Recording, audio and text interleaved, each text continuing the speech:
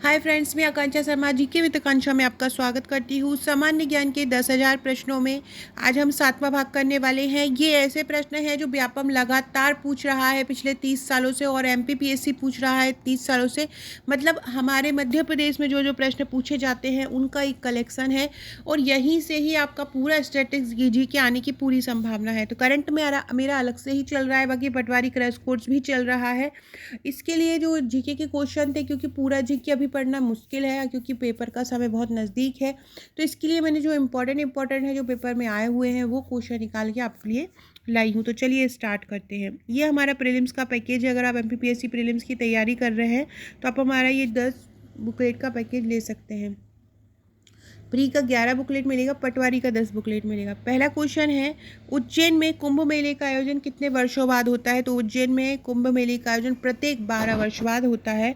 इसके बारे में पढ़ लेते हैं। उज्जैन मध्य प्रदेश का एक संभाग है और जो क्षिप्रा नदी के किनारे स्थित है। यहाँ 12 ज्योतिर्लिंगों में से एक महाकालेश्वर ज्योतिर्लिंग है। प्रत्येक 12 वर्ष में कुंभ का मेला लगता है। अब आपसे ये दो क्वेश्चन जो लास्ट लाइन में लिखे हुए हैं ये आपसे पूछ सकते हैं कि कुंभ का मेला कब लगा गया था। तो आपको ये ऑप्शन दे सकते हैं 2016, जो लास्ट रिसेंट लगा हुआ है वो कब लगा हुआ था? 2016। और अब आपसे पूछे कि अब आगे कब होगा, तो हम इसमें अगर 12 जोड़ देंगे तो कितना हो जाएगा? 2028। तो आने वाला कब होगा? 2028 में। अभी रिसेंटली लास्ट कब हुआ था उज्जैन में कुंभ मेला, कब लगा था? 2016 में। और अगला कब लगेगा? 2023 में। 2028 में लगेगा। मतलब अगला कब लगना है कुंभ मेला? 2028 में।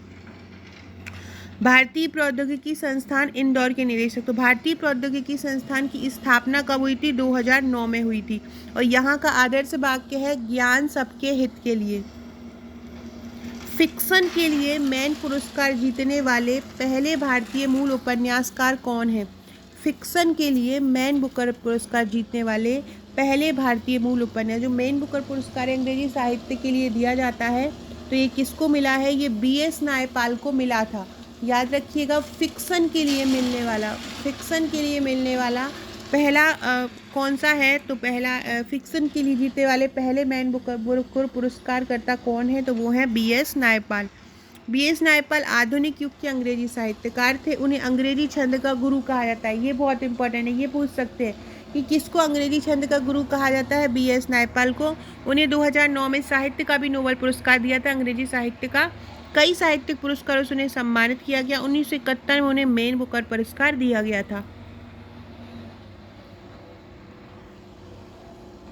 अगला क्वेश्चन है, किस फिल्म के लिए AR रहमान ने आस्कर अवार्ड जीता था? तो स्लम डॉग मिलियनेयर जो पिक्चर आई थी अनिल कपूर की, उसी फिल्म के लिए AR रहमान ने जो आस्कर पुरस्कार जीता था। AR रहमान भारतीय फिल्मों के प्रसिद्ध संगीतकार हैं और इन्होंने हिंदी और तमिल भाषा में संगीत दिया है। AR रहमान ऐसे पहले भारतीय हैं जिन्होंने ब्रिटिश भारतीय स्लम डॉग मिलियनेयर में उन्हें संगीत के लिए 2 आस्कर पुरस्कार प्राप्त हुए थे। फ्रेंड्स, ये मेरा पटवारी भर्ती का पैकेज है, आप देख सकते हैं। इसमें आपको टोटल 10 बुकलेट मिलनी है। बहुत सरल भाषा में ये बुकलेट तैयार की गई है और टू द पॉइंट सिलेबस के अकॉर्डिंग नोट्स तैयार किए गए हैं। ट्रिक्स का यूज़ किया गया है, फ्लो चार्ट डायग्राम का यूज़ किया है। तो आप ये मंगा सकते हैं। इनके साथ में आपको एक व्हाट्सएप का ग्रुप दिया जाता है। इस व्हाट्सएप के ग्रुप में भी आपकी तैयारी कराई जाती है। इस व्हाट्सएप ग्रुप में हम ट्रिक द्वारा क्वेश्चन सॉल्व करवा रहे हैं, चाहे प्रबंधन के हो, चाहे प्रबंधन की बुक्स हो, चाहे कंप्यूटर की शॉर्टकट की हो, चाहे हिंदी के मीनिंग्स हो जो याद नहीं होते हैं, चाहे अंग्रेजी के ट्रिक्स हो। ये सभी आपको यहाँ पे बहुत सरल तरीके से करवाए जा रहे हैं। ये ग्रुप आपके लिए एक ऑनलाइन कोचिंग का काम करता है और ऐसी कोचिंग जहाँ पे आप सिलेक्टेड सिंगल होके पढ़ रहे हैं और छोटी छोटी ट्रिक्स के द्वारा आप क्वेश्चन याद करेंगे। करंट अफेयर्स यहाँ पे फ्री दिया जाएगा। बाकी जब तक आपका एग्ज़ाम होगा, अगर आपका एग्ज़ाम शिफ्ट में चलता है तो सभी एग्ज़ाम के पेपर यहाँ दिए जाएंगे। तो ये सभी आपको ओनली 2199 में मिलता है। भारत में कहीं भी रहते हो आप इसको मंगा सकते हो। और यहाँ पे भी व्यापम की परीक्षा में प्रीवियस ईयर्स के प्रश्नों की भी एक बुकलेट आपको दी जाती है। तो अगर आप ये मंगाना चाहते हैं तो आप मुझे ऊपर दिए नंबर पर व्हाट्सअप कर सकते हैं। अगला क्वेश्चन है, rail coach factory Madhya Pradesh के निम्नलिखित शहरों में से कहाँ पर स्थित है? झांसी, भोपाल, ग्वालियर या Itarsi? Rail coach factory Bhopal में है और निषादपुरा भोपाल में जो स्थल है वहाँ पर ये रेल कोच फैक्ट्री स्थापित की गई है। मध्य प्रदेश के कुल भौगोलिक क्षेत्र में जंगलों का कितना प्रतिशत है? मध्य प्रदेश के कुल भौगोलिक क्षेत्रफल में जंगलों का प्रतिशत 30% से अधिक है। मध्य प्रदेश के निम्नलिखित में से किस जिले में बंदर कूदनी मारवल के पहाड़ स्थित है? तो जबलपुर में बंदर कूदनी मारवल के पहाड़ स्थित है। जबलपुर का नाम जावली ऋषि के नाम पर रखा गया है और इसको सांस्कृतिक राजधानी भी बोला जाता है। यहाँ पर भेड़ाघाट में संगमरमर चट्टानों के बीच नर्मदा नदी बहती है। आकर्षण का कई केंद्र यहाँ पे जो बनाती है, जैसे कि भूल भुलैया, बंदर कूदनी आदि है कहाँ पर है? जबलपुर में है। ये याद रखिएगा, भूल भुलैया भी याद रखिएगा और बंदर कूदनी भी याद रखिएगा। किसने मुगलों से आधी शताब्दी तक लड़ाई की और बुंदेलखंड को मुक्त कराया था? तो इनमें से अहिल्याबाई होलकर, टंट्याबाई, लक्ष्मीबाई तो होंगी नहीं बुंदेलखंड वाली, तो ये हैं छत्रसाल। छत्रसाल ने मुगलों से आधी शताब्दी तक लड़ाई की थी और बुंदेलखंड को मुक्त कराया था। राजा छत्रसाल मध्ययुग के एक प्रतापी योद्धा थे। इन्होंने मुगल शासक औरंगजेब से युद्ध करके बुंदेलखंड में अपना राज्य स्थापित किया। बसिया के युद्ध के बाद मुगलों ने छत्रसाल को राजा की मान्यता दी थी। किस युद्ध के बाद दी थी? बसिया के युद्ध के बाद। मालवा का सामुदायिक नृत्य कौन सा है? मालवा का सामुदायिक नृत्य है मटकी। मालवा का सामुदायिक नृत्य कौन सा है? तो मालवा का सामुदायिक नृत्य है मटकी। मालवा के गांव की महिलाएं मटकी नृत्य करती हैं। ढोलक की एक खास लय जो मटकी कही जाती है, उसकी थाप से महिलाएं नृत्य करती हैं। इस नृत्य के प्रारंभ से पहले एक महिला नाचती है जिसे झेला कहा जाता है। ये बहुत इम्पोर्टेंट है कि मटकी में जो महिलाएं नाचती है सबसे पहले, उसको क्या बोला जाता है? मटकी नृत्य में जो महिला सबसे पहले नाचती है उसको क्या बोला जाता है? तो उसको झेला बोला जाता है।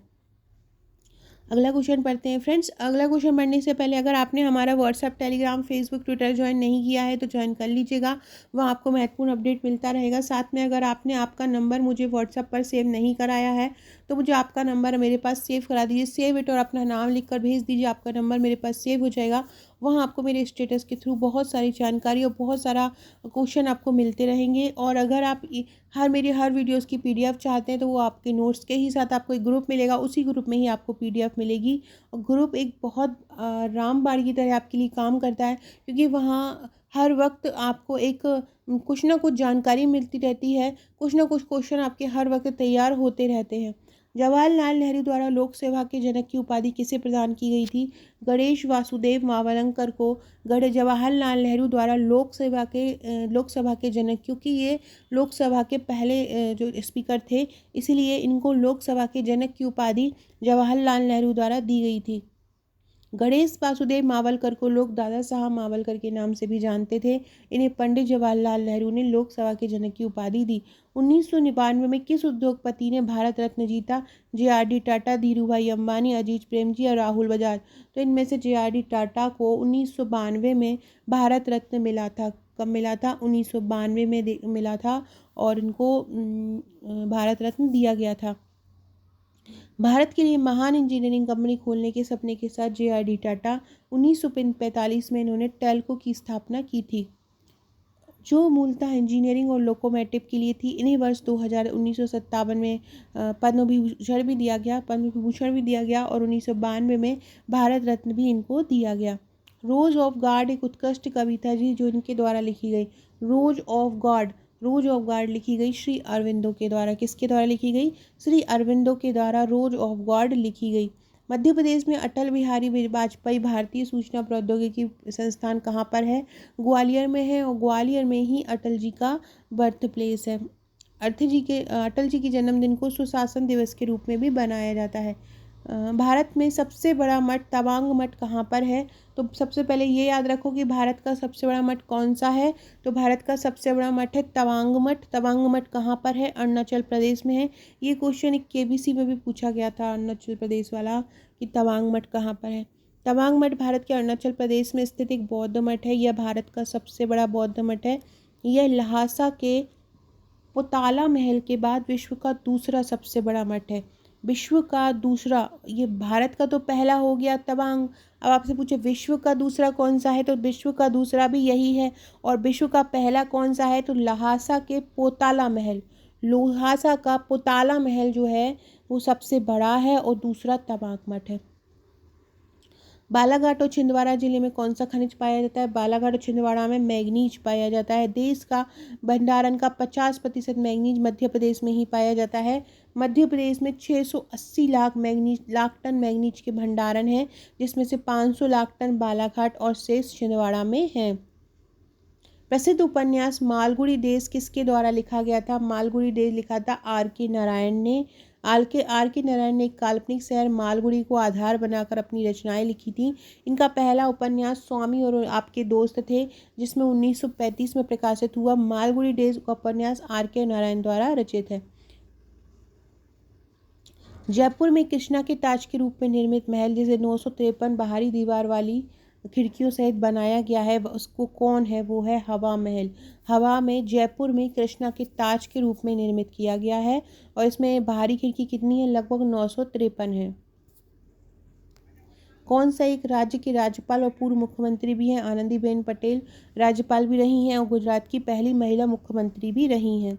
भारत में बिना मीनारों वाली एकमात्र जामा मस्जिद कहाँ पर है?